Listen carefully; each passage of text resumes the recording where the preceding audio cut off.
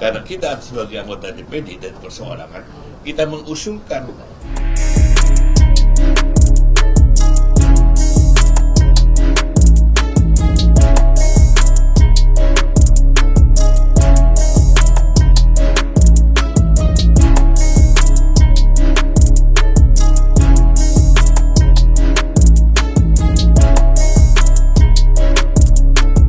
kita ini punya Pancasila. Yang keempat itu jelas, kerakyatan yang dipimpin oleh hikmat kebijaksanaan dalam permusyawaratan perwakilan MPR. Jadi tidak melibatkan rakyat. Rakyat sudah menyerahkan kepada MPR, dia memilih anggota DPR yang pileg. Tapi sekarang ini, karena kita sebagai anggota DPD dan perseorangan, kita mengusulkan. Jadi kita punya proposal bahwa DPD pada tanggal 14 Juli 2023 telah memutuskan untuk kita mengajukan 5 proposal yang tadi saya bacakan itu. Nah, salah satunya itu. Jadi kita sudah waktunya ini mengembalikan pemilihan presiden itu di MPR supaya tidak melibatkan yang rakyat yang dulu pemikirannya Pak Prof. Amin tidak bisa dibeli, ternyata mudah sekali dibeli. Tapi akhirnya bagaimana? Nah, ini yang harus kita luruskan. Tapi berarti apakah pengembalian mandat pemilihan presiden dari tadinya rakyat kemudian ke MPR kembali lagi itu tidak mengembalikan memori masa lalu begitu ya, Bang? Soal jangan kita kemunduran demokrasi, Bang. Kita belum demokrasi dan kita beranggapan bahwa itu satu mundur demokrasi. Tidak. Pada zaman dulu itu yang namanya Orde Lama dan Orde Baru itu belum menjalankan demokrasi. Dan sekarang ini baru kita mau jalankan. Ya. Jadi kita tidak usah berdebat lagi di sana. Kita punya naskah akademik, silakan.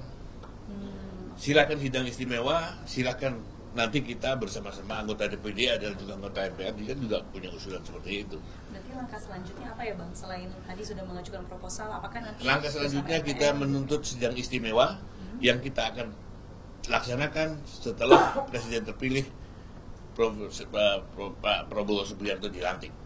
Bang, sedikit lagi. Kalaupun misalnya memang nanti MPR dikembalikan begitu punya mandat untuk memilih presiden, apakah memang nanti akan ada pengawasan atau tambahan aturan yang DPD ingin ajukan supaya tidak terjadi lagi begitu, Bang? Nah, itu salah satunya itu. Kita ingin membuat bahwa DPD punya hak juga untuk membuat undang-undang. Ini ada proposal, 5 proposal. Ini silakan dibacakan, ya.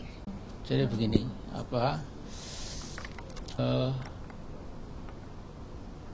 kita mengingat kembali, tenggarisbawahi omongannya Mahfud MD, ya, yang pada masa kemarin itu menjadi tokoh penting sekali. Omongannya itu dikuat koran, dikuat wartawan. Ya.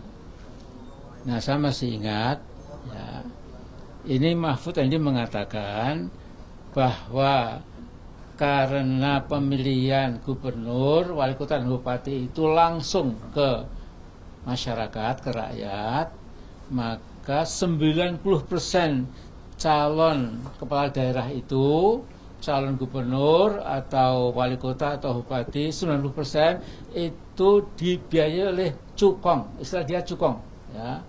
Tidak ada Taipan, nggak ada, mafia nggak ada, tapi dia menggunakan cukong. Ya. Kalau saya itu 3 mafia, Taipan, cukong itu gerombolan anti demokrasi. Nah, kemudian kembali ke Mahfud, dia mengatakan 74% dari pemenang pilkada itu adalah yang dibiayai oleh cukong. Ya, yang bilang Mahfud itu, ya, dan saya setuju. Jadi Mahfud dalam hal ini jujur, lumayan, ya. Nah, karena itu saya melihat negeri yang besar ini itu yang terbelajar bisa memikir keadaan bangsanya, bisa melihat masa depannya, itu kira-kira akan lulusan SMA ke atas. Nah, padahal bagian terbesar bangsa ini itu yang paling banyak itu lulusan SD dan maksimal SMP. Bahkan yang nggak sekolah ada 9% kalau tidak salah.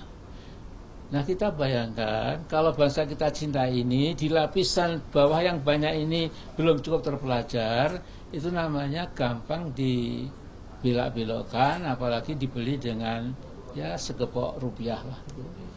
Nah jadi ada mengatakan pengamat Sontoloyo, saya lupa namanya, itu Amin Rais sindrom, berlari ke belakang, sudah bagus-bagus, mengapa MPR lagi yang memilih yang Sontoloyo dia, ya. Dia sekolah aja nggak lulus, dikirim jauh-jauh ke Amerika, nggak lulus, namanya saya lupa Fulan, ya. Nah ini ngomongnya ngawur, ya. Bukan berarti ke belakang itu lantas tidak lebih maju gitu.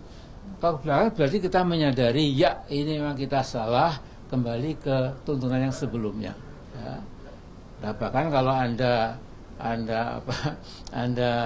mengetahui literatur keagamaan Islam itu, yang namanya benar itu adalah rujuk, ya, kembali ke Quran dan Sunnah. Ketika umat Islam sudah mulai teledor, sudah mulai mencampur biar agama dengan pikiran manusia yang kadang-kadang berbeda dan lain-lain, maka ajakan ulama itu kembali ke asal muasal, ya. Dan dalam bentuk yang lebih ringan, berbangsa bernegara. Kalau kita seperti sekarang ini, ya, akhirnya yang punya duit berkebak-kebak itu akan menangi presiden, ya, sementara nggak punya apa-apa juga akan gigit jari, ya. Nah jadi tentu dipertimbangkan, ya. Mungkin pikiran Pak Lanyala ini yang seperti saya, ya, belum tentu menang juga, tapi mari kita musyawarahkan, ya. Jadi tidak mesti kita pasti menang, visi belum tentu, ya. Tetapi lihat dengan musyawarah yang betul-betul jujur, nanti akan ketahuan solusinya itu. Ya, saya kira itu saja lah, ya. Mau dibolak-balik ya itu. Jadi intinya itu.